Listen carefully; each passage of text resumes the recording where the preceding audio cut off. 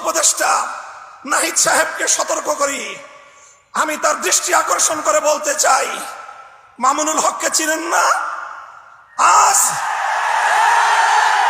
আজকে ফ্যাসিবাদ বিলোপ হওয়ার 1.5 মাসের মাথায় আমার বিরুদ্ধে অনলাইনে ফেসবুক কর্তৃপক্ষ সহ ইউটিউব কর্তৃপক্ষ সহ অঘোষিত নিষেধাজ্ঞা জারি করে রেখেছে।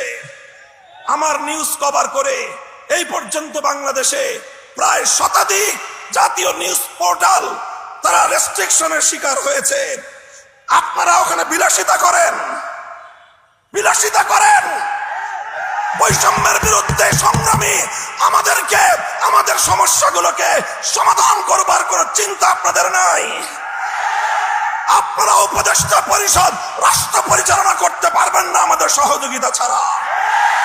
আমার এই বক্তব্যের 24 ঘন্টার মধ্যে যদি আপনারা কোনো ব্যবস্থা গ্রহণ না করেন, আমরা আপনাদের বিরুদ্ধে ব্যবস্থা গ্রহণ করতে বাধ্য